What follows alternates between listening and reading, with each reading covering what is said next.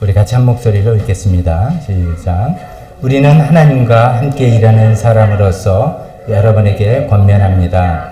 하나님의 은혜를 헛되이 받지 않도록 하십시오. 하나님께서 말씀하시기를 은혜의 때에 나는 내 말을 들어주었다. 구원의 날에 나는 너를 도와주었다 하셨습니다. 보십시오. 지금이야말로 은혜의 때요. 지금이야말로 구원의 날입니다. 아멘. 다시 잠깐 설교를 위해서 기도하겠습니다. 하나님, 우리에게 은혜를 베풀어 주셔서 우리로 하여금 땅에 이렇게 살아가게 하신 하나님께 감사와 찬양을 드립니다. 오늘은 그 은혜를 헛되이 받지 말라고 하십니다. 하나님, 그 말씀을 또 우리가 들어보며 우리 삶을 또 비춰보며 혹시 내가 그런 삶을 살고 있지는 않는지, 하나님의 은혜를 헛되이 하지 않기 위해서 나는 어떻게 해야 되는지 또 생각하시고 성령님께서 말씀하시는 시간 되기를 소원합니다. 도와주시옵소서. 예수님의 이름으로 기도했습니다. 아멘. 자리에 앉으시기 바랍니다.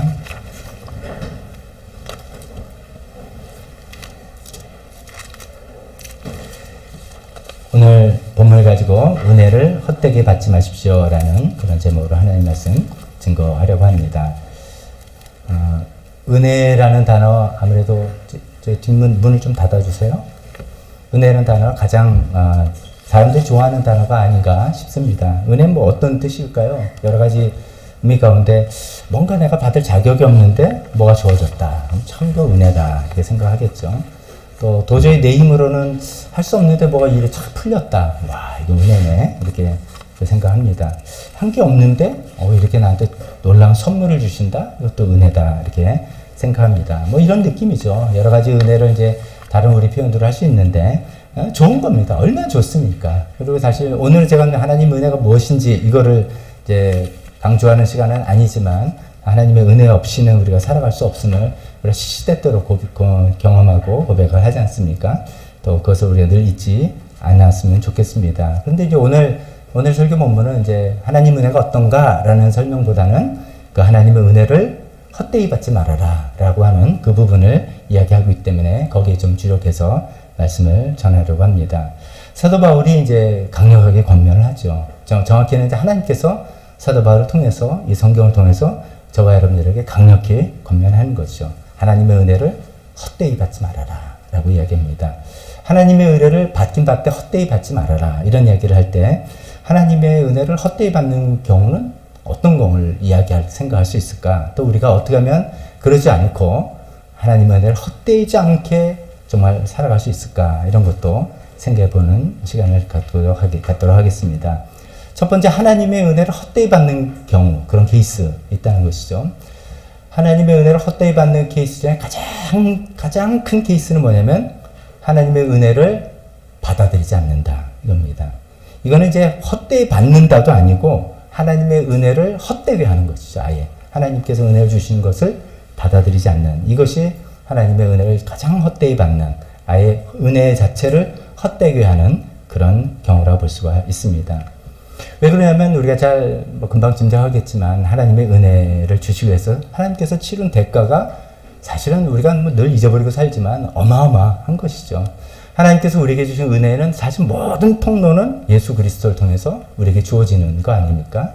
근데 하나님께서 예수님을 이 땅에 주셔서 우리에게 은혜를 주시는 통로를 삼으시는 그 대가가 굉장히 큰 거, 우리가 상상할 수 없을 정도로 큰 건데 우리가 이제 그것을 잊어버리고 사는 것이죠. 이제 복음에 관한 이력인데 잠깐 우리가 다 알고 다 믿고 다 붙드는 바지만 또 잠깐 또 새롭게 한번 좀 들어보자, 생각해보자는 차원에서 하나님께서 우리에게 은혜를 주시기 위해서 치렀던 대가 잠깐 생각해 봅니다. 하나님께서는 그 은혜를 주시기 위해서 죄를 용납하셔야 됐습니다. 죄인을 참아 주셔야 됐습니다. 죄인이 저희들이죠. 이거 쉽지 않죠. 우리가 사람들 대하고 아니면 뉴스 보도나 어떤 거 볼 때 정말 말도 안 되는 일이 났을 때 우리가 기사만 읽어도 분노가 올라오기도 하고요. 특히 나한테 피해 내지는 나한테 직접적으로 어떤 대응을 했다라는 사람을 내가 경험할 때 그걸 참기가 쉽지 않습니다. 근데 때로는 힘이 없어서 참는 거고 괜히 긁어부스럼 될까봐 참는 거고 이런 경우가 많죠. 내가 엄청난 능력이 있고 정말 저 위에 있는 존재라면 그거 진짜 손가락 하나 땅 쳐가지고서 어떻게 해버릴 수도 있는 그런 건데 하나님께서는 이 죄를 이 땅에 있는 모든 죄악을 우리가 봐도 분노가 일어나고 세상에 이럴 수가 있냐라고 하는 그 죄를 또 우리가 생각해도 사람이 어떻게 저럴 수가 있어? 라고 하는 이 죄를 하나님께서 먼저 용납해 주셔야 되는 거죠. 희생을 치르기 전에 먼저 용납해 주셔야 되는 게 우리가 보통 사람 관계에서 참는 게 얼마나 힘든지 조금이라도 경험해 보신 분이라면 그것을 우리가 좀 쉽게 짐작해 낼 수 있을 겁니다. 하나님께서 나를 용납해 주셨구나. 그것이 얼마나 힘드신 일이었을 텐데 라고 먼저 생각해 볼 수 있습니다. 또 그뿐 아니라 그걸 해결하기 위해서 아무리 하나님 생각해 봐도 그걸 해결하는 방법은 딱 하나밖에 없다. 그죠? 죄는 반드시 대가를 치르게 돼 있는데 죄 없는 어떤 존재가 대가를 대신 치러야 되는데 세상에는 없단 말이죠. 그래서 하나님의 아들 예수님을 가장 사랑하는 아들을 내어주시는 그 결정을 하는데 그게 또 얼마나 힘든 일이겠습니까?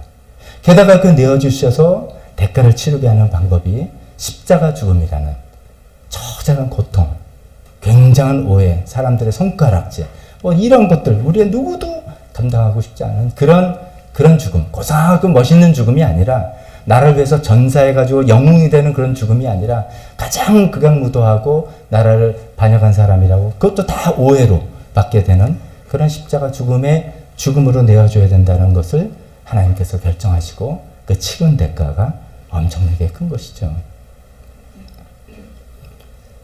하나님께서 아무리 생각해도 이 방법밖에 없다라고 생각해서 비싼 대가를 지불하고 우리에게 구원이라는 단어가 너무나 좀 너무 크고 무겁게 생각한다면 죄를 용서해 준다는, 우리를 또 받아주신다는, 또 우리를 하나님의 자녀로 삼아주신다는 그 놀라운 선물을 주신 것, 그것이 가장 큰 은혜 아니겠습니까? 저도 요새 좀 그런 생각을, 어저께도 이제 운전하고 가면서 갑자기 이제 가끔가다 그런 생각이 들잖아요. 라디오도 안 틀고 음악도 아무것도 듣지 않고 혼자 생각할 때, 내가 하나님을 믿는다는 게 얼마나 다행이고 얼마나 좋은가. 이 세상에 풀지 못하는 문제들 많고 이 세상에 해결할 수 없는 그런 문제들이 산적해 있는데 요새는 좀 그 휴대폰 때문에 우리가 너무 많이 알게 되는 것 같아요. 세상 저 우크라이나에 있는 거 우리 옛날 같으면 잘 몰랐는데 너무 자세히 알아요. 전쟁이 어떻게 지금 진행해 다 여러분 다 아시잖아요. 너무 많이 아니까 내 머리에 너무 많은 것들이 꽉 차 있는데 이게 전부 다 좋은 소식입니까? 다 안 좋은 소식들. 이거 어떻게 되지? 이런 소식들이 꽉 차 있고 우리 삶 속에도 그런 일들이 많이 있는데 내가 하나님께 용서받아서 하나님께서 나를 받아주시고 내가 하나님의 자녀가 됐다. 내가 하나님을 믿고 의지할 수 있다. 이런 것이 얼마나 감사하고 얼마나 진짜 이것이 큰 은혜인지를 새삼스럽게 생각해 보게 되었습니다. 그런데 더 큰 은혜는 이 우리를 자녀 삼아주고 용서해주고 받아주신 것을 이렇게 해놨으니까 네가 열심히 노력해서 완벽하게 수행하면 이제 이걸 너에게 준다가 아니라는 것이죠. 그렇게 하면 또 받을 사람이 하나도 자격이 있는 사람이 없는 걸 하나님께서 아셔서 그 은혜를 그냥 선물로 주셨죠. 예수님을 나의 죄를 대신해서 죽으신 예수님을 믿는 믿음으로 이 선물을 주겠다 하신 거지 않습니까? 이 정도로만 이야기해 봅시다. 이렇게 귀한 선물을 우리 은혜로 모든 사람에게 주셨는데 이 은혜를 받아들이지 않고 이 은혜가 나는 별로 필요 없다 하고 이 은혜가 좀 부담스럽다. 괜히 그거 받다가 내 인생 어떻게 속박되는 거 아니냐. 부담스럽다 해서 그걸 거절한다면 그것이야말로 가장 하나님의 은혜를 헛되이 받는 것. 하나님의 은혜를 가장 헛되게 하는 그런 것이라고 말씀드립니다. 우린 때로 이제 이 은혜라는 단어가 워낙 일반 용어가 됐잖아요. 그래서 제가 아까 예를 들어 말씀드린 것처럼 살아가면서 뜻밖의 일이 잘 풀렸을 때 우리가 좀 교회를 이렇게 다닌다면 아니면 옛날에 교회를 다녀봤다면 하나님의 은혜를 나한테 주셨다 이런 표현도 합니다. 그리고 무슨 이제 찬양을 듣는다든지, 뭐 찬양 아니라 뭐 CCM 반주 같은 걸 듣는다든지, 뭐 그래서 어떤 일을 통해서라도 내가 좀 마음이 좀 편안해지고 그럴 때만, 하나님의 은혜가 나한테 임한다. 이렇게 표현을 하기도 합니다. 하지만 제가 지금 처음에 말씀드린 것처럼 가장 기본인 이 구원이라는 선물을 하나님께서 은혜로 주시는데 그 선물을 받아들이지 않은 채, 그 선물은 좀 외면한 채 하나님께서 이 일을 잘 풀어주시고 내 마음에 평안이 좀 생기고 사정이 좀 좋고 그래서 하나님 은혜다 라고 말씀한다면 굉장히 어불성설이죠. 말이 안 되는 겁니다. 은혜란 단어가 성경에서 하나님께서 우리에게 은혜란 용어를 쓰면서 그 은혜가 무엇인지 전혀 이해를 못하시고 쓰시는 그런 용어인 것입니다. 오늘 분명히 이야기합니다. 구원의 선물, 구원의 은혜를 받아들이는 것이 하나님의 은혜를 받는 가장 기본이라고 이야기하고 있습니다. 오늘 2절을 제가 다시 읽어보면 이렇게 이야기합니다.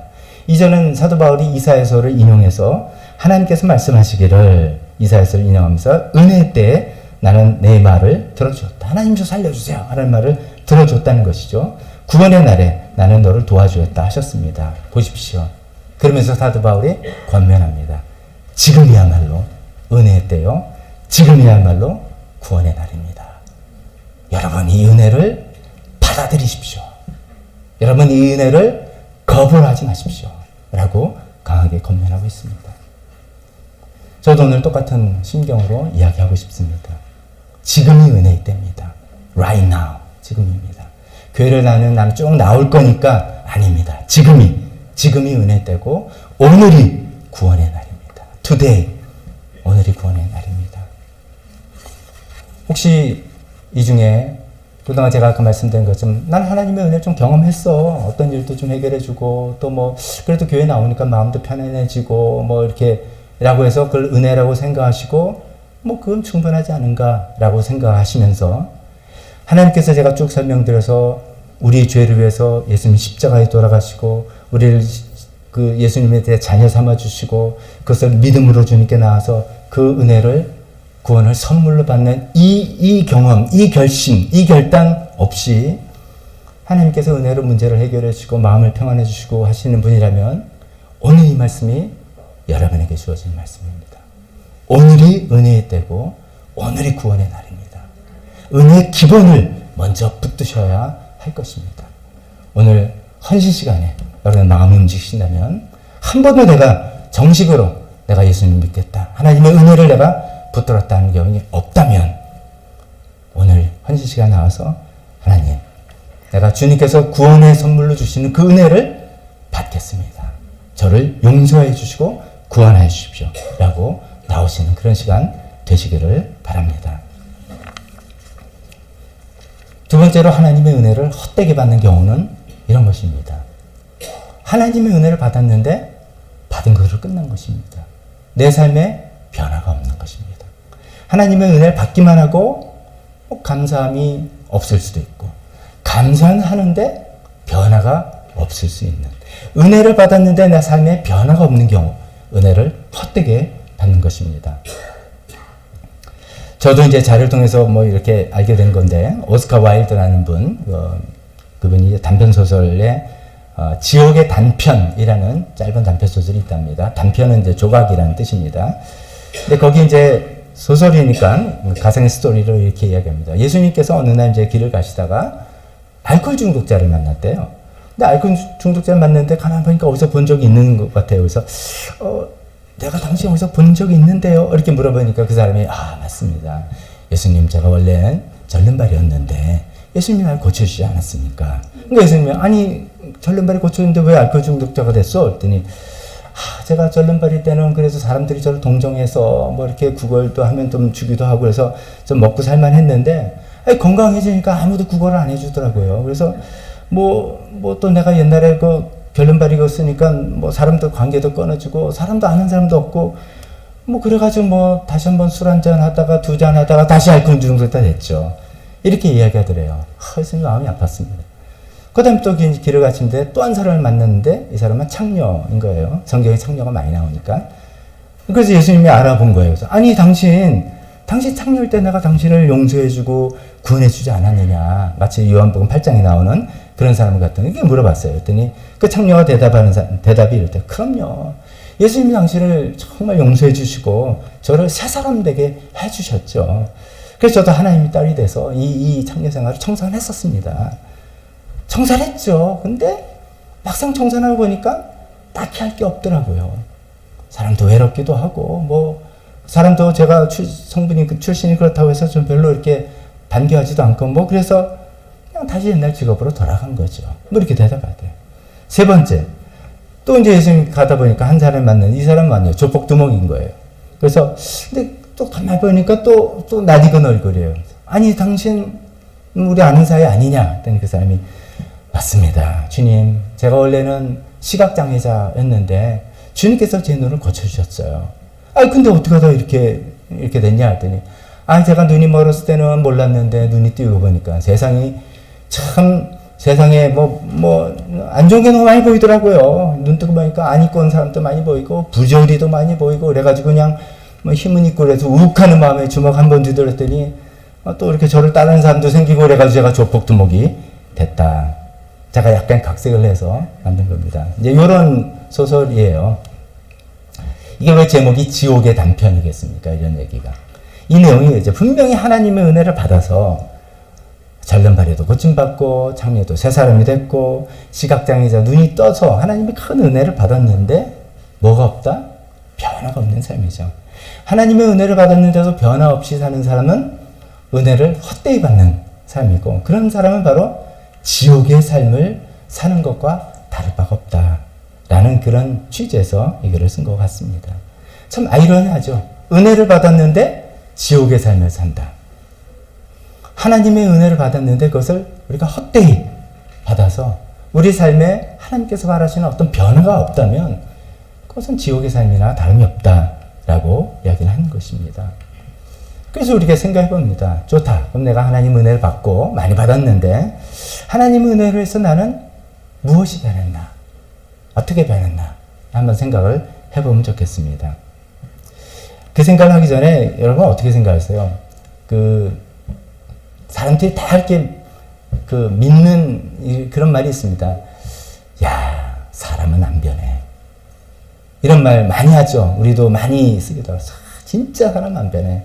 저 사람은 똑같아. 그런 얘기도 하는데 또 반대로 이제 우리가 나이가 들고 신앙생활을 하고 이렇게 보면 이제 어떤 이야기를 하고 좀 저희 은혜를 받고 이렇게 생각하면 야, 나도 참 많이 변했어. 그런 얘기도 합니다. 그럼 변하는 거예요? 안 변하는 거예요? 사실 이제 변했는데 진짜 사람 안 변했건 딴 사람을 두고 주로 이야기하는 겁니다. 그 사람의 내면의 조금씩 변화를 우리가 눈에 보지 못하는 거죠. 실제로는 하나님의 은혜가 우리한테 임하면 우리가 변하는 거예요. 제가 오늘 목회자 칼럼 쓴 거 다시 한번 읽어보시면 가치관 변해야 되는 겁니다.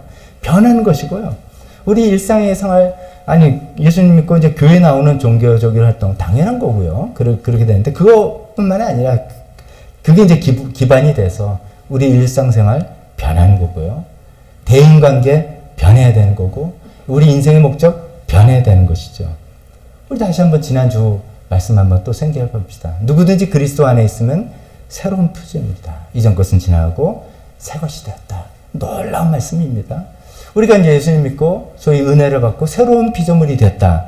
그래서 그 새로운 피조물이 무엇인지를 고린도후서 말씀 통해서 세 가지를 찝어봤지 않습니까? 적어도 이제 그걸 한번 체크를 해봅니다. 그럼 내가 은혜를 받고 이런 변화가 나한테 있는가? 한번 생각해 봅니다. 첫 번째가 뭐였습니까? 내가 일하는 동기가 바뀌었다. 물론 회사 다닐 때는 회사 사장님을 사랑해서 그런 거 아니죠. 근데 그 전에 나 무조건 보상 바라보고 돈 되는가만 보고 했다. 그 다음에 그냥 나전에 성취감 바라보고 했다.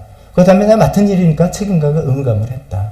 그런 것들이었다면 이제 내가 접하는 모든 일이 하나님이라고 생각할 때 당연히 회사 이런 보상 받고 해야 되겠지만 금전도 있지만 그걸 초월해서 나에겐 새로운 동기가 하나 생겼다.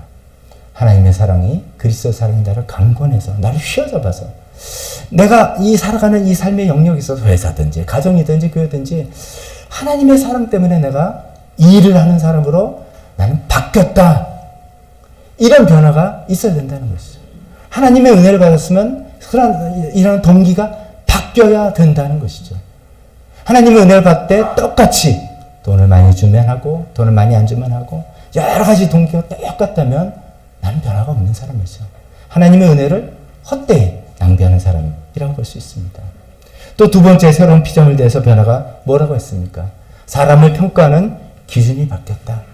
쉽게 말해서 나한테 유익이 되느냐 안 되느냐 이런 판단 기준으로 사람을 대했다면 이제 아니다. 내가 섬겨야 될 사람이냐? 내가 섬김을 받을 사람인가? 저 사람은 섬기는 사람인가? 아닌 건가? 그 사람의 능력이나 그 사람의 뭐 지위나 재력이나 이런 것들로 내가 평가하는 게 아니라 섬김이라는 기준으로 평가를 해서 정말 섬김이 있는 사람이라면 내가 존경하고 내가 본받고 싶은 사람이 되고 그게 아니라면 아닌 걸로 나도 바뀌었다. 이런 바뀐 게 우리 삶에 없다면 하나님의 은혜를 헛되이 받는 거다라고 생각해 볼 수 있는 거죠. 세 번째, 오늘 말씀하고 연결되는 부분입니다. 세 번째, 우리에게 새로운 직분이 주어졌다. 화해 직분이라고 했지 않습니까? 그런 의미에서 그리스도의 대사, 우리가 대사가 되었다고 그랬지 않습니까? 자, 이런 변화들이 하나님의 은혜를 갖고 신앙생활 쭉 하면서 정말 이렇게 변해지고 있는가? 은혜는 은혜라도 받고, 하나님의 도움을 받고, 하나님께서 문제도 해결해주고 하지만, 지금 이것이 이제 가치관 비슷한 것들 아닙니까? 사람을 보는 가치관, 일을 대하는 가치관, 이런 것들이 여전하다면, 하나님의 은혜를 헛되이 받는, 하나님의 은혜를 헛되게 하는 우리가 되고 마는 것입니다. 정말 우리가 그렇게 되지 않기 위해서 하나님의 은혜를 전하는 통로가 돼야 되겠다 이렇게 생각을 하는 것이죠. 그래서 섬김과 희생으로 정말 이렇게 사람들에게 베푼다 이런 것인데, 제가 지난번에도 이제 그 얘기 한번 했습니다. 저희도 이제 가정교회를 사역으로 가정교회 하면서 저희가 귀담아 드는 게 말로 가르치는 게 아니라 보여주는 거예요. 보고 배운다. 사람은 뭐 듣고 뭐 지식을 배우는 것도 있지만 우리가 삶으로 체득이 돼야 되기 때문에 보고 배운다. 그래서 보여줘야 된다. 그래서 정말 그렇지. 나도 은혜를 받고 보고 배운다 했으니까 열심히 보여줘야 되겠다. 그래서 이제 열심히 그러나 말없이 막 섬기고 이렇게 하는데, 근데 이제 나중에 보면 이런 경우도 있어요. 이렇게 보여줬는데도 안 배우는 경우가 있더라. 네, 말씀드렸죠. 제가 그걸 또 나름대로 분석을 해봤어요. 근데 이런 케이스도 있는 것 같아요. 보여줘도 보지 못하는 케이스가 있어요. 어떤 케이스냐? 자기 삶의 이슈가 너무 바빠가지고 안 보여요, 안 보여. 그 유명한 실험 있지 않습니까? 그 사람들이 이제 뭐 숫자를 세라고 뭐 하는데 고릴라가 중간에 등장해서 이렇게 하는데 사람들이 그 세는 거 집중하더라도 고릴라가 왔다는 걸 못 본다. 그런 유명한 실험 있지 않습니까? 자기 문제 확 빠졌으면 아무리 뭘 보여줘도 안 보이는 거예요. 뭐 그런 게 있었어? 이렇게 되는 것이죠. 두 번째는 보여줘도 보지 않는 경우도 있습니다. 괜히 보면 부담스러우니까. 예수님의 제자들이 했어요. 예수님께서 이제 가면서 내 예루살렘에 가는데 이제 거기서 나 고난을 받을 것이고 십자가 질 거다 이런 얘기를 하니까 제자들이 쓱 안 듣는 척 했어요. 쓱. 딴 때 같으면 주님 그게 무슨 뜻입니까? 물어보는데 물어보기를 두려워하는 거야. 안 물어보는 거야. 뭐 우리 잘못 들었겠지. 그런 일 없겠지. 왜냐하면 예루살렘 가면 한 자리 하는 자리로 가는데 예수님께 예루살렘 가서 고난을 받는다. 그러니까 알고 싶지 않은 거죠. 자세히 보고 싶지 않은 거죠. 왜냐하면 내가 해야 될까 봐. 부담되니까. 그런 게 있는 것 같습니다. 또 분명히 세 번째는 분명히 보고 또 은혜도 받고 했는데 자기는 안 하는 거죠. 받는 건 좋은데 하는 건 싫다. 이런 것들이 전부 다 은혜를 헛되이 받는 그런 케이스인 것 같습니다.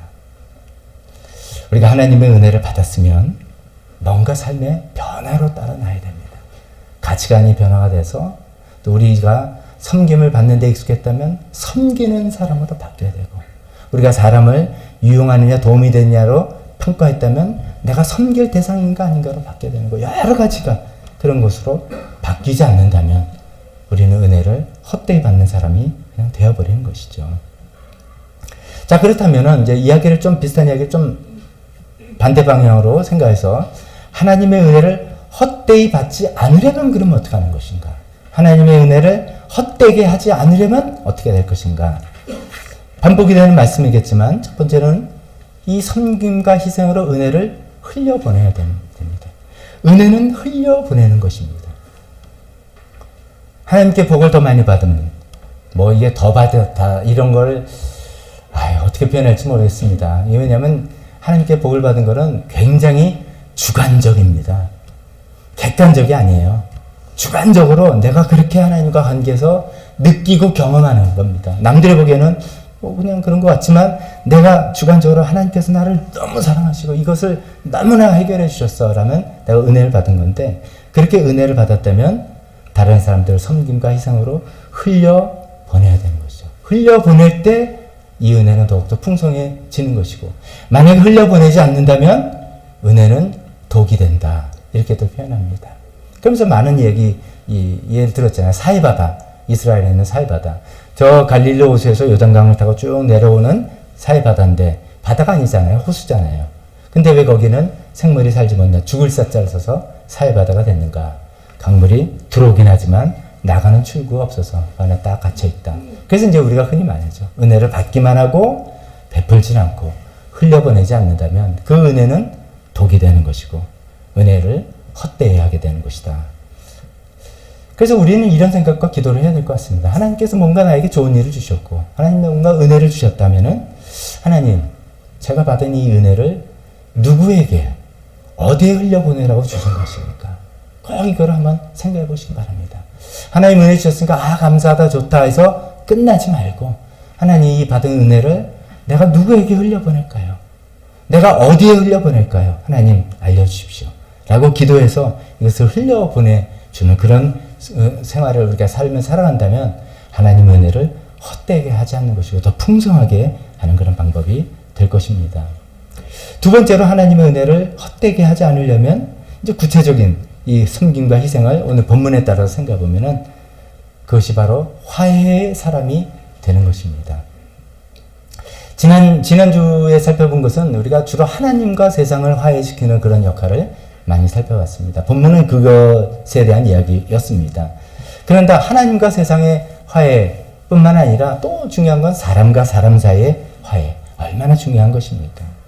그래서 만약에 이런 이야기입니다. 만약 우리가 은혜를 받았고 그것을 헛되이 내가 하지 않아야 되겠다 생각한다면 나는 가장 구체적으로 내 주변에 있는 사람들을 화해시키는 화해 사람이 되어야 되겠다. 이런 결심을 한번 해보시면 좋겠습니다. 어쩌면 그런 의미에서 하나님께서 우리를 그리스도의 대사, 그리스도의 사절, 하나님과 세상을 화해시키고 사람과 사람 사이를 중재하면서 화해시키는 사람으로 임명하셨기 때문입니다. 우리가 사람 사이에 화해시키려면 어떤 것들이 필요할까요? 이제 여러 가지가 있겠지만, 이야기 들어주고, 함께 있어주고, 공감해주고, 섣부르게 판단하지 말고, 듣다 보면은, 이건 좀 아닌데, 이 생각이 들 수 있겠죠. 나랑 또 다른 경험이 있으니까. 괜히 그러면 안 되는 거죠. 지금 어떤 이야기가 쏟아져 나와야 되고, 풀려져 돼야 되는 거니까. 내 의견과 내 생각을 자제하고, 최전. 함께 있어주고 언제든지 원할 때 같이 있어주고 이야기 끝까지 들어주고 가장 중요하게 기도하고 그런 여러 가지 노력을 통해서 화해의 사람이 되어야 되는 것이죠. 때로는 이 화해의 사람이 이 사도 바울이 이제 자기 이야기를 쭉 하는 과정에서 이게 쉽지만은 않았다라고 이야기합니다. 요 이제 성경을 우리 강의하니까 연결되는 걸 좀 딱딱할지 모르지만 좀 들어보십시오. 이 화해의 사람 멋있습니다. 요새 요새 또 심리학, 우리 사람 마음의 심리, 현대인들이 너무 각박해지니까 이 사회적인 트렌드가 그거죠. 요새는 심리 상담 이런 것에 굉장히 많은 분들이 관심 갖고 그런 분들이 이제 TV 많이 나오잖아요. 오은영 씨라든지 이런 사람이 나옵니다. 근데 이제 이 화해의 사람이 그러니까 그런 역할을 하면은 굉장히 좋을 것 같고 대우도 받고 인정도 받고 그럴 것 같지만 사도 바울이 말하면 아니다라는 이야기합니다. 그게 쉬운 일이 아닙니다 라고 하면서 자신이 겪었던 일들을 이야기합니다. 4절에 뭐라고 이야기하냐면 이런 것들을 참아야 되는데 환난과 궁핍과 곤경과 매맞음과 옥외갇힘 난동 수고 잠자지 못함 굶주림을 자기는 참아가면서 이 세상과 하나님을 화해시키고 사람과 사이를 화해시키는 역할을 해왔다라고 이야기를 성경에 하고 있습니다. 제가 쭉 읽어보니까 생각해보니까 요즘 우리는 이런 걸 겪지는 않습니다. 이런 건 거의 겪지 않는데 우리는 이런 걸 겪죠. 막막함을 겪습니다. 야, 저 사람 언제 화해할까? 언제나 될까? 허탈감. 아니 그렇게 이렇게 했는데 그렇게 뭐 좀 베풀었는데 왜 또 도루묵이지? 뭐 이런 생각. 그리고 오해. 괜히 내가 한쪽 편이라는 오해를 받습니다. 그래서 괜히 나는 잘 화해시키려고 그러는데 너 저쪽 편이지. 이라고 해서 오해를 받아가지고 내 인격마저 좀 곤란하게 되는 이런 것들 참아야 되는 것이죠. 화해 사람이 되기 위해서 이런 참고 견뎌야 되는 고난을 잘 참으면서 지혜롭게 참아야 됩니다. 또 사도 바울에 의하면은 화해 사람 되기 위해서 지켜야 되는 덕목도 있다고 또 성경이 이야기하고 있습니다. 5절서부터 이런 이야기를 합니다. 순결, 지식, 인내, 친절, 성령의 감화 쭉 리스트가 있는데 제가 우리식으로 한번 풀어서 한번 말씀드려 보겠습니다. 이 지켜야 될 덕목이 무너지면은 우리는 화해 사람의 자격이 없어지는 겁니다. 당신은 뭐 당신이나 잘해 이렇게 되는 거니까 이거를 지켜나가면서 화해 사람이 되어가야 된다라고 이야기하는 것이죠. 순결 지켜야 된답니다. 내가 하나님 앞에 순수한가? 내 마음이 정말 어떤 의도가 없고 계산이 없고 정말 영혼을 도와주고 하나님께서 맡기신 새로운 피조물을 위해서 이 일을 하려는 그런 순수한 마음이 있는 건가? 아니면 이것이 나의 성과고 나의 보람이고 나가 더 앞선가? 이런 순수함을 내 마음에 꼭 지켜나가야 된다라고 이야기합니다. 지식, 하나님을 알고 하나님을 계속 알아나간 지식. 왜냐하면 그 모든 일이 하나님의 도우심과 능력에 의해서 되는 거기 때문이죠. 그래서 아까 화해할 때 가장 중요한 것들이 뭐 같이 써주고 이야기 나눠주고 뭐 있지만 제일 중요한 게 뭐라고요? 기도. 나의 재주로 되는 게 아니기 때문이죠. 하나님께서 상황도 만드시고 그 마음도 움직이시고 그래서 풀리는 거기 때문에 그 기도를 하기 위해서 하나님을 더 알아나가는 그 지식이 있어야 된다라고 얘기합니다. 또 세 번째 이것이 있어야 된다. 인내. 나는 얼마나 오래 참을 수 있느냐. 얼마나 길게 보는 안목이 있나. 지금은 어떨지라도 분명히 이것은 하나님께서 어떻게 해줄 거라. 이거 있어야 된다 합니다. 친절. 나는 얼마나 친절한 마음으로 사람들 잘 대하나. 까칠스럽거나 퉁명스럽지 않고 하나. 성령의 감화. 나는 얼마나 성령님의 감동에 예민한가. 이거 생각해 볼 만합니다. 나는 얼마나 내 판단과 내 의지력만 가지고 살아가는 사람인가? 아니면 나는 성령님께서 나에게 마음 주시고 감정 주시고 느낌 주시는 것도 내가 센시티브하게 들을 수 있고 거기도 또 알아 순종하는 사람인가? 이 문제가 없다면 하나님의 일은 아닌 거기 때문이죠. 거짓 없는 사람, 나의 사랑 없이 계산적인 건 아닌가? 이렇게 해주면 저렇게 되겠지라는 계산. 진리의 말씀, 나는 하나님 말씀을 진리로 인정하고 그걸 붙들고 그 말씀을 살아가는 마지막 하나님의 능력, 이것이 정말 나의 힘과 내가 뭐 좀 한다고 되는 일이 아니라 나 화해의 사람이 된다는 건 나의 어떤 오랜 경험과 나의 지혜와 나의 뭐 이런 걸로 되는 게 아니라 정말 하나님의 은혜로 하나님의 섭리로 되는 것이다 라고 믿는 그 믿음입니다. 이런 것들을 잘 지켜 나가야 된다라고 이야기하고 있습니다. 한쪽에는 참고 견디는 고난이 있고 한쪽에는 애써 지켜야 되는 이런 덕목들이 있습니다. 이런 것을 가지고 있을 때 비로소 화해의 사람이 될 수 있다라고 이야기하고 있습니다. 오늘 말씀을 좀 정리해봅니다. 하나님의 은혜를 우리가 무엇이나 이 시간에 다시 다 이야기한다보다도 하나님의 은혜를 헛되이 받지 말자라는 이 포인트를 가지고 말씀드립니다. 하나님의 은혜를 가장 헛되이 받는 케이스는 뭐라고 했습니까? 하나님의 도움도 받고 하나님도 경험도 하고 마음도 평안도 얻고 라고 하는 주변적인 은혜는 내가 느꼈을지 모르지만 가장 기본적인 은혜, 하나님께서 그 큰 대가를 치르고 우리를 구원하기 위해서 구원을 선물로 주시는 그 은혜를 받아들여서 내가 죄인임을 인정하고 하나님의 자녀가 되는 그 은혜를 받아들이는 것이 가장 큰 은혜를 받는 방법이죠. 그것을 받아들이지 않을 때 하나님의 은혜를 헛되이 하는 것이다 말씀드렸습니다. 두 번째로는 우리가 하나님께서 원하시는 그 변화된 삶, 은혜 받는 것으로 충만한 게 아닙니다. 은혜 받는 것이 간증이 되는 것이 아니라 그것을 통해서 나의 삶이 어떻게 변화됐는지, 그렇게 해서 정말 은혜를 헛되이 하지 않고 은혜를 흘려보내고 화해의 사람이 되는 저희 여러분 다 되었으면 좋겠습니다.